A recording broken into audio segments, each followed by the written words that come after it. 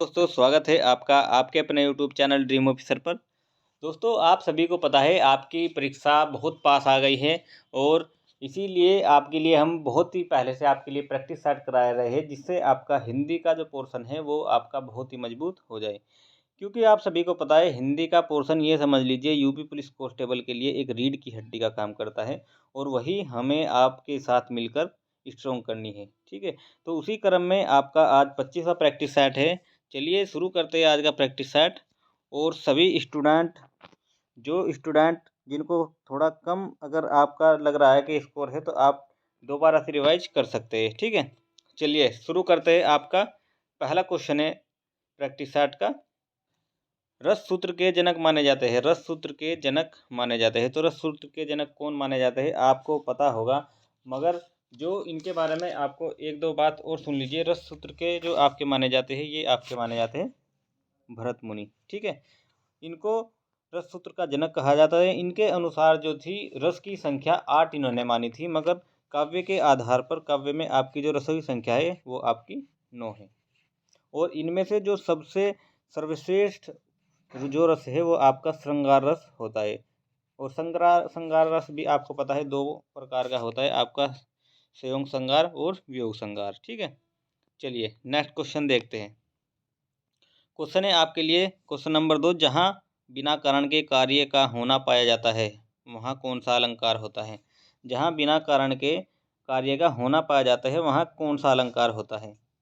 विरोधाभास, विभावना, वक्रोक्ति, विशेषयोक्ति। तो इसमें जो आपका हो जाता है, इसमें आपका होता है विभावना। जिसमें हमारी भावना ना होती हुई भी कोई काम करना पड़ता है, तो उसमें आपका यही हो जाता है विभावना अलंकार। चलिए नेक्स्ट क्वेश्चन है आपके लिए तीसरा क्वेश्चन, भारतीय वृत्ति का संबंध किस रस से है। भारतीय वृत्ति का संबंध किस रस से है, ये आपके लिए क्वेश्चन है। बहुत ही अच्छा क्वेश्चन आपके लिए, क्योंकि ये आपने देखा देखा आपने क्या था क्वेश्चन है आपके लिए, भारतीय वृत्ति का संबंध किस रस से है। तो इसमें जो आपका क्वेश्चन का हो जाएगा सही आंसर हो जाएगा सी आंसर, अद्भुत रस। अद्भुत रस से संबंध है। चलिए नेक्स्ट क्वेश्चन है आपका क्वेश्चन नंबर 4 है आपका, निम्नलिखित वाक्यों के कुछ में त्रुटियां है और कुछ ठीक है। त्रुटि वाले वाक्य को चुनो और उनके अनुरूप ABC पर चिन्ह लगाए। यदि वाक्य त्रुटिहीन हो तो D का चिन्ह लगाए। चलिए देखते हैं आपका क्या आंसर होने वाला है। पहले कुछ कुछ उसके प्राप्त करने में दांव-पेच लगा रहे हैं। स्वतंत्रता प्राप्ति के बाद अधिकतर लोग ऐसे ही हैं जिन्हें जिनमें कुछ सुख संपन्नता भोगने और उसका लाभ उठाने में मगन है। कोई त्रुटि नहीं। तो आप बताइए इसमें आपका क्या हो जाएगा। तो जो इसमें आपका आंसर हो जाएगा क्वेश्चन नंबर 4 का आपका हो जाएगा ए ऑप्शन। कुछ कुछ उसके प्राप्त करने में दांवपेच लगा रहे हैं, तो इसमें आपका कुछ वाला ही आपका गलत आंसर हो जाएगा। नेक्स्ट क्वेश्चन नंबर 5, निम्न में से महाप्राण व्यंजन है। महाप्राण व्यंजन आपका कौन सा है। तो महाप्राण आपको बता दें, महाप्राण वे होते हैं जिनके उच्चारण में हमारे फेफड़ों से ज़्यादा वायु बाहर निकलती है। ठीक है, तो इसमें आपका कौन सा हो जाता है, सी ऑप्शन हो जाएगा। चलिए नेक्स्ट क्वेश्चन नंबर 6 आ गया है। यतुधान का पर्यायवाची है। यतुधान का पर्यायवाची शब्द क्या होगा। यतुधान का आपका पर्यायवाची शब्द हो जाएगा आपका, इसमें हो जाएगा निशाचर। ठीक है, डी ऑप्शन आपका हो जाएगा। इसके अदर आप भी और भी देख सकते हैं। यदुधान को राक्षस हो जाएगा आपका, राक्षस हो जाएगा। फिर असुर, दैत्य, ये आपके हो जाएंगे। ठीक है, चलिए क्वेश्चन नंबर 7, राजा भिक्षुक को दान देता है। राजा भिक्षुक को दान देता है, वाक्य में कौन सा कारक है। तो राजा भिक्षुक को जब दान देता है, इसमें कौन सा आपका कारक हो जाएगा। इसमें आपका हो जाता है संप्रदान कारक। जब कोई भी चीज़ कहीं से अलग होती है, इसमें आपका संप्रदान कारण हो जाता है। क्वेश्चन नंबर 8 है आपका, निम्न में से कौन सा रस विभत्स का विरोधी है। निम्न में से कौन सा रस आपका विभत्स का विरोधी रस है, जल्दी बताइए। इसमें जो आपका हो जाएगा, इसमें आपका हो जाएगा सी ऑप्शन, श्रृंगार रस। ठीक है, श्रृंगार रस इसमें हो जाए, क्योंकि इसमें आपका क्या किया जाता है, प्रेम की आपकी बात की जाती है, तो इसीलिए ये इसका विरोधी रस हो जाएगा। क्वेश्चन नंबर 8, क्वेश्चन नंबर 9, 8 अध्याय है जिसमें यह किस समास का उदाहरण है? 8 अध्याय है जिसमें यह किस समास का उदाहरण है? तो बता दीजिए। इसमें आपके ऑप्शन है द्विगु समास, बहुब्रीहि, द्वंद्व समास या क्रमधारय। ये आपके लिए ऑप्शन है। तो इसमें आपको बता दूं कि इसमें आपका बी ऑप्शन हो जाएगा, बहुब्रीहि समास। बहुब्रीहि समास आपका कौन सा होता है? जिसमें आपके दोनों पद प्रधान ना होकर कोई तीसरा पद प्रधान होता है, उसको हम बहुब्रीहि समास कहते हैं। और आपका हो जाएगा 8 अध्याय है जिसमें, तो ये 8 अध्याय है जिसमें, और जिसको कह देते हैं अष्टाध्यायी। अष्टाध्यायी आपने सुना होगा, ठीक है। तो ये आपका इस तरह बहुब्रीहि समास हो जाएगा। क्वेश्चन नंबर 10, मनुष्य के पुस्तक के उसकी मित्र, मार्गदर्शन, प्रेरक और साथी होती है। मनुष्य के सुख पुस्तकें, कष्ट पुस्तकें या एकांत पुस्तकें या तनाव। तो बताइए इसमें आपका क्या आपका सही आपका खाली स्थान हो जाएगा? तो इसमें आपका सी ऑप्शन हो जाएगा, मनुष्य के एकांत में। मनुष्य के एकांत में पुस्तकें उसकी मित्र, मार्गदर्शक और प्रेरक और साथी होती है। जब आप अकेले में पढ़ते हो तो वही आपका दोस्त, वही आपका सब कुछ हो जाता है जब हम पुस्तकों को अकेले में पढ़ते हैं। तो इसमें आपका हो जाएगा सी ऑप्शन। क्वेश्चन नंबर 11 से 16 तक देखते हैं। इसमें क्या दिया है आपका? निम्नलिखित पंक्तियों को पढ़कर नीचे दिए गए प्रश्नों के लिए सबसे उचित विकल्प का चयन करें। चलिए पढ़ते हैं क्या आपकी पंक्ति दी गई है 11 से लेकर 16 तक। दंभ का जहाँ जहाँ पड़ाव था, सत्य से जहाँ जहाँ दुराव था, वह चला कि अग्नि बाण मारता, पाप की आह आह उजाड़ता, ब्रज ब्रज बन गिरे विचार पर। तो इसमें आपसे क्वेश्चन दिए गए हैं 11 से लेकर 16 तक। चलिए देखते हैं क्या आपके क्वेश्चन है और क्या आपका आंसर होने वाला है। गिरे विचार से तात्पर्य है, तो गिरे विचार से क्या तात्पर्य है आपका? सभी प्रकार के विचार, मिथ्या विचार, सत्य और हित से परे विचार, उलझे विचार। तो इसमें आपका क्या आपका हो जाएगा? इसमें हो जाएगा सी ऑप्शन, सत्य और हित से परे। जो सत्य और हित से परे होते हैं उन विचारों को गिरे विचार कहा जाता है। क्वेश्चन नंबर 12, नौजवान शहीद ने अग्निबाण इसलिए चलाए क्योंकि वह, नौजवान शहीद ने अग्निबाण इसलिए चलाए क्योंकि वह अपना साम्राज्य स्थापित करना चाहता था, स्वराज स्थापित करना चाहता था, ब्रज गिराना चाहता था, अपनी शक्ति की गरिमा बनाए रखना चाहता था। ये आपके ऑप्शन है, बताइए। तो जो इसमें आपका सही ऑप्शन हो जाएगा, नौजवान शहीद ने अग्निबाण क्यों चलाए? क्योंकि जो नौजवान था स्वराज स्थापित करना चाहता था, स्वराज स्थापित करना चाहता था, ठीक है। नेक्स्ट क्वेश्चन, क्वेश्चन नंबर 13 आपका इसमें दिया गया है, दुराव शब्द से क्या तात्पर्य है? तो दुराव का आपसे इसमें आपका अर्थ पूछा है। तो दुराव आपका क्या हो जाएगा? आपको दिया गया है दुर्गम स्थल, आवरण, काठिन्य या बैर। तो इसमें आपका क्या आपका 13 का सही आंसर हो जाएगा? इसमें आपका हो जाएगा बैर। बैर, दुराव, बैर मतलब दुश्मनी मोल लेना, ठीक है। नेक्स्ट क्वेश्चन है आपका 14, जहाँ जहाँ शब्द है, एकार्थी शब्द युगम, पुनरर्थी शब्द युगम, विपरार्थी शब्द युगम या भिन्नार्थी शब्द युगम। ये आपके ऑप्शन है। तो इसमें जो आपका हो जाएगा, इसमें आपने देख ही लिया जहाँ जहाँ 2 बार रिपीट हो रहा है, तो इसीलिए आपका हो जाएगा पुनरक्त शब्द युग्म, 2 बार रिपीट हो रहा है। नेक्स्ट क्वेश्चन है क्वेश्चन नंबर 15 है आपका, पाप का विलोम शब्द है। पाप का विलोम शब्द बहुत सिंपल क्वेश्चन है। ये ऐसे क्वेश्चन ही आपके लिए आते हैं जो 10-12 क्वेश्चन होते हैं जिनको आप बस टिक ही लगाना है। पाप का हो जाएगा पुण्य।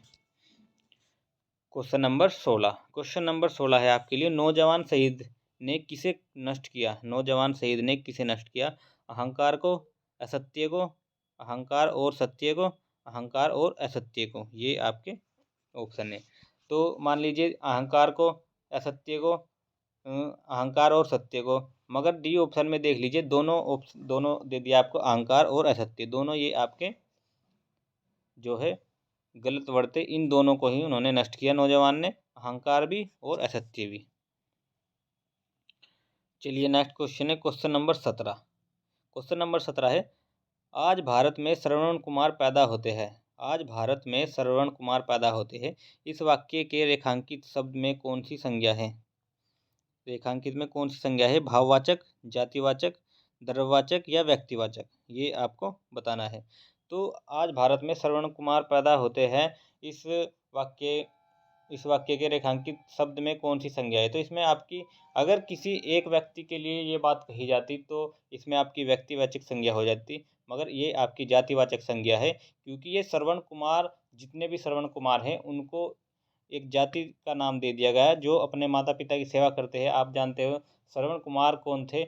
ये वे थे जो अपने माता पिता को ले गए थे अपने कंधों पर बैठाकर। ठीक है, तो इसमें आपकी जातिवाचक हो जाएगी।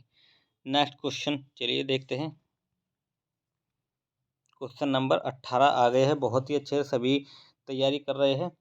चलिए नेक्स्ट क्वेश्चन है, किताब शब्द है स्त्रीलिंग, पुल्लिंग, ए और बी दोनों या इनमें से कोई नहीं? तो बताइए इसमें से क्या है आपका किताब? तो ये आपका स्त्रीलिंग है। क्वेश्चन नंबर 19, क्वेश्चन नंबर 19 क्या है आपका? गाय शब्द का बहुवचन क्या है? गाय शब्द का बहुवचन का क्या है? गो, गायों, गायें या इनमें से कोई नहीं? बताइए। तो इसमें आपका गो नहीं होगा, गायों, गायों नहीं कहते, इसमें आपका गायें हो जाए, गायें। ये यहाँ पे आपकी मात्रा लग जाएगी, बहुवचन बन जाएगा। चलिए नेक्स्ट क्वेश्चन आ गया है आपका, उसकी माता जी बीमार है। इस वाक्य में कौन सा सर्वनाम है? प्रश्नवाचक सर्वनाम, संबंधवाचक सर्वनाम, निजवाचक सर्वनाम या अन्य पुरुषवाचक सर्वनाम? बताइए।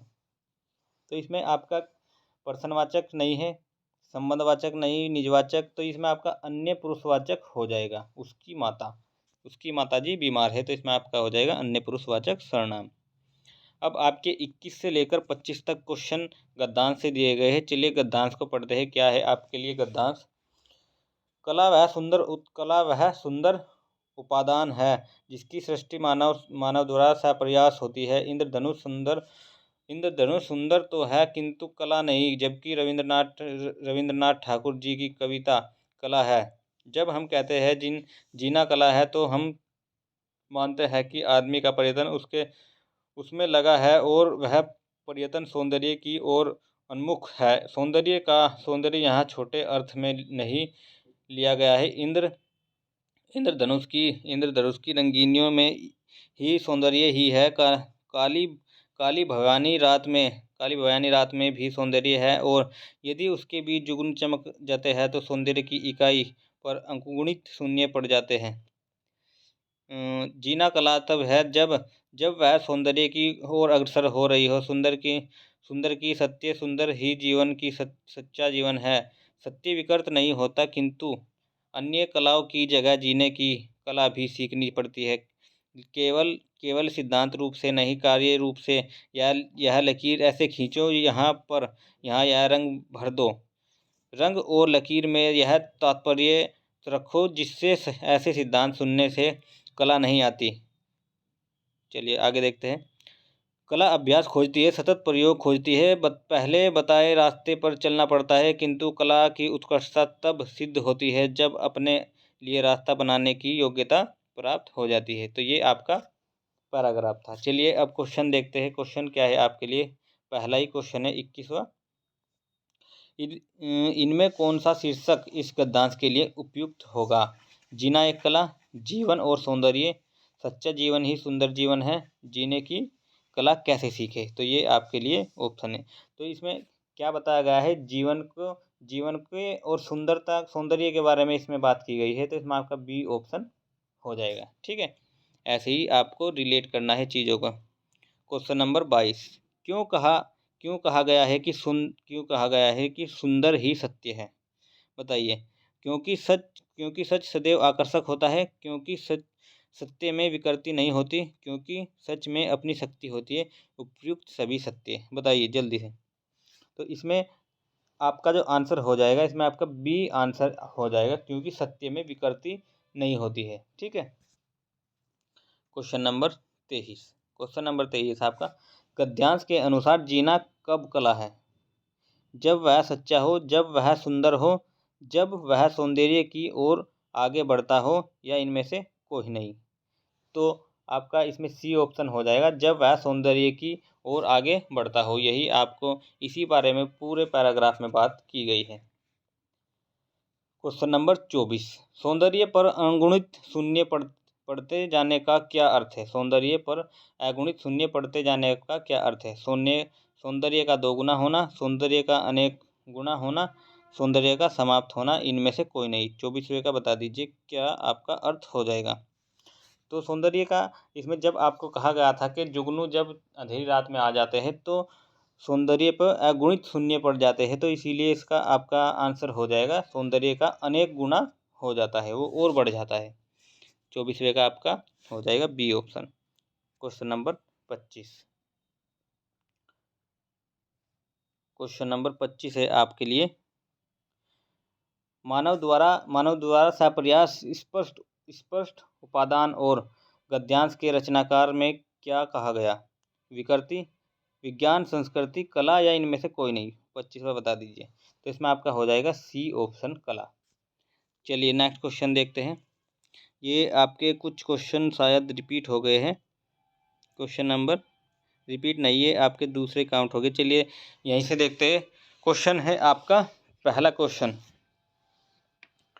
22 नंबर क्वेश्चन आपका देखते हैं क्या है आपका। रात भर जागना स्वास्थ्य के लिए अच्छा नहीं हो सकता। रात भर जागना स्वास्थ्य के लिए अच्छा नहीं हो सकता। रेखांकित शब्द को पहचानिए। क्या है भर?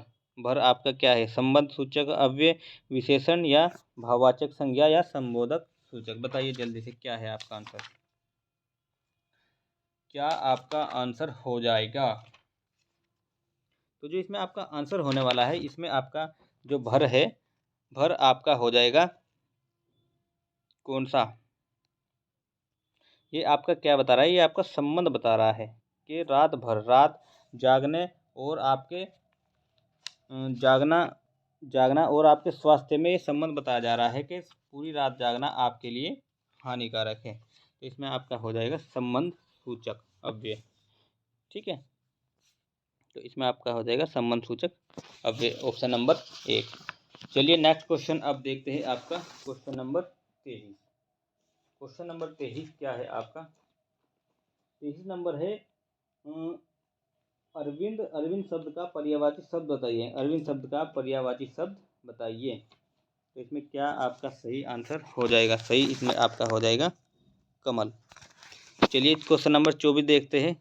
केरव, नलिनी, चंद्रप्रिया किसके पर्यायवाची शब्द है? तो केरव, नलिनी, चंद्रप्रिया किसके पर्यायवाची शब्द है? ये आपके लिए क्वेश्चन है, बताओ। तो इसमें जो आप सही आंसर हो जाएगा question number 23, question number 24, question number 24 का आपका हो जाएगा कुनुम्बनी। ये आपके सही आंसर हो जाएगा 24 का। चलिए नेक्स्ट क्वेश्चन है आपका क्वेश्चन नंबर 25। क्वेश्चन नंबर 25 है आपका अपसरण का विलोम। अपसरण का विलोम शब्द बताइए। तो अपसरण का विलोम शब्द बताइए क्या आपका होगा? इसमें आपके दिए है अभिसरण, अवसरण, शरण या उपसरण। तो इसमें आपका कौन सा आपका सही आंसर हो जाएगा? 25वें का आपका हो जाएगा ए आंसर, अभिसरण। Question number next, question number 26 पर आ गए हैं। तिमिर शब्द का विलोम शब्द है, तो तिमिर शब्द का विलोम शब्द क्या होगा? आलोक, किरण, रंगीन या रंगहीन। ये आपके ऑप्शन है। तो तिमिर शब्द का जो विलोम शब्द हो जाएगा वो आपका हो जाएगा आलोक। ये आपका सही आंसर हो जाएगा। चलिए नेक्स्ट क्वेश्चन है आपके लिए, नीति का विलोम है। तो नीति का क्या हो जाएगा आपका? आप कुछ ये ऐसे शब्द होते हैं जिनका आपका विपरीत ही हो जाता है नीति का अनीति। चलिए क्वेश्चन नंबर 28, क्वेश्चन नंबर 28 है तैरती चलती है इसलिए नाव को कहते हैं, रिक्त स्थान में भरी। तैरती चलती है इसलिए नाव को क्या कहते हैं? क्या कहते हैं? इसमें कहते हैं उसको तरणी। तरणी आपका हो जाएगा। क्वेश्चन नंबर 29, अंतर्राष्ट्रीय हिंदी कवि सम्मेलन का स्वयं में बड़ा काम है। आयोजन का अंतर्राष्ट्रीय हिंदी कवि सम्मेलन का आयोजन या संगठन या आरक्षण या प्रयोजन। ये आपको इसमें खाली स्थान में भरना है कि क्या इसमें आपका आंसर हो जाएगा। तो किसी भी सम्मेलन का क्या करा जाता है? आयोजन। तो इसमें आपका आयोजन सही आंसर हो जाएगा। क्वेश्चन नंबर 30, जो प्रमाण में सिद्ध न हो सके के लिए शब्द अप्रमाणित, अपरमेय या अपरिमित या अनप्रमाणित। तो इसमें आपका क्या हो जाएगा, तीसरे का हो जाएगा अपरिमेय, जिसका कोई परिसीमा नहीं होती है। क्वेश्चन नंबर 31, तैरने की इच्छा को कहते हैं तरणेच्छा, तितृषा, संदर्च्छा या जल अवतरण इच्छा। तो इसमें जो आपका होने वाला है ये इसमें हो जाएगा आपका तितृच्छा, ये आपका हो जाएगा बी ऑप्शन। क्वेश्चन नंबर 32, उसने तो मेरी आंखें खोल दी रेखांकित मुहावरे का अर्थ होगा भ्रम को दूर करना, किसी बात पर ध्यान न देना, स्वागत के लिए राह देखना, अंधकार दूर करना। तो ये आपके लिए ऑप्शन है, इसमें से बताइए क्या हो जाएगा। अगर आपको किसी की सच्चाई का पता लग जाता है तो उसमें आपका भ्रम दूर हो जाता है कि मैं पहले क्या सोचता था इसके बारे में और क्या निकले। इसमें आपका भ्रम को दूर करना, भ्रम दूर आपका हो जाएगा, ये ऑप्शन हो जाएगा। ठीक है। क्वेश्चन नंबर नेक्स्ट है आपका नाक का बाल होना मुहावरे का अर्थ है शत्रु होना, नाक में बीमारी होना, आक्रामक प्रिय होना या दरिया दिल होना। इसमें आपका क्या हो जाएगा, तो इसमें आपका हो जाएगा अकारण प्रिय होना सही आंसर हो जाएगा। क्वेश्चन नंबर 34, एक पंथ दो काज लोकोक्ति का सही अर्थ है एक काज होना, लाभ ही लाभ होना, एक काम से चार लाभ होना, एक ही काम से दो लाभ होना। ये आपके लिए ऑप्शन है। तो इसमें बताना है आपको एक पंथ दो काज। तो एक पंथ दो काज क्या हो जाएगा आपका, एक ही काम से दो लाभ हो जाना। चलिए नेक्स्ट क्वेश्चन आ गया है आपका 35, निम्न में से कौन सा वाक्य सरल वाक्य नहीं है। लड़का दौड़ता है, बंदर पेड़ पर चढ़ रहे हैं, मैंने लड़के को बुलाया, इस मेले का उद्देश्य कि व्यापार में वृद्धि हो। तो डी ऑप्शन आपका हो जाएगा यहाँ पर ये। क्वेश्चन नंबर 36, जिस वाक्य में साधारण और मिश्रित वाक्य का मेल संयोजक अवयव द्वारा होता है उसे क्या कहते हैं। तो उसको बताइए क्या कहते हैं। 36वां क्वेश्चन आपके लिए, तो उसको आपका संयुक्त वाक्य कह देते हैं। ठीक है। क्वेश्चन नंबर 37 नंबर क्या है, तुमको मुझे पढ़ाना है, अशुद्ध अंश को पहचानिए। तो इसमें आपका तुमको मुझे पढ़ाना है, इसमें आपका अशुद्ध वाक्य क्या हो जाएगा। तो इसमें आपका पहला ही हो जाएगा तुमको नहीं कहा जा सकता, आप, इसमें आप कह सकते हैं। क्वेश्चन नंबर 38, जिस वाक्य में क्रम के अनुसार क्रिया में परिवर्तन होता है उस वाक्य को क्या कहते हैं। कृतवाक्य, क्रमवाच्य या भाववाच्य या संयुक्त वाच्य। ये आपके ऑप्शन हैं। तो जब क्रम के आधार पर हो रहा है तो इसीलिए आपका क्रमवाच्य हो जाएगा। क्वेश्चन नंबर 39, माँ ने बाजार से कपड़ा खरीदा, रेखांकित शब्द का कारक बताइए। कर्ता कारक, करण कारक, कर्म कारक या अधिकरण कारक। ये आपके ऑप्शन है, बताइए। तो इसमें आपका कर्म कारक हो जाएगा क्योंकि क्या खरीदा, कपड़ा, ये कपड़ा को बता रहा है। ठीक है, कपड़ा कर्म। और लास्ट क्वेश्चन आप सभी के लिए है, पेड़ से पत्ते गिरते हैं में कारक बताइए। कर्ता कारक, अपादान कारक, करण कारक या संबंध कारक। कौन सा इसका आपका कारक होने वाला है, ये आप सभी के लिए क्वेश्चन है। ठीक है। और आई होप आप सभी को क्लास बहुत ही अच्छी लगी होगी। और अगर आपका कोई भी क्वेश्चन हो तो आप पूछ सकते हैं। आपका भर्ती से रिलेटेड जो भी आपका क्वेश्चन, कोई ऐसा क्वेश्चन हो जो आपका हिंदी से रिलेटेड हो, कुछ भी जानकारी आपको चाहिए तो आप कमेंट कर सकते हैं। ठीक है। और ऐसी क्लास के लिए आप डेली हमारे साथ जुड़े, रेगुलर जुड़ने के लिए उसके लिए आप चैनल को सब्सक्राइब कर लीजिए, बेल आइकन ऑन कर लीजिए। फिर आपके लिए डेली जितनी भी अपडेटेड वीडियो होती है सभी का नोटिफिकेशन मिल जाएगा। तो फिर मिलते हैं नेक्स्ट वीडियो में, तब तक के लिए सभी को जय हिंद, वंदे मातरम।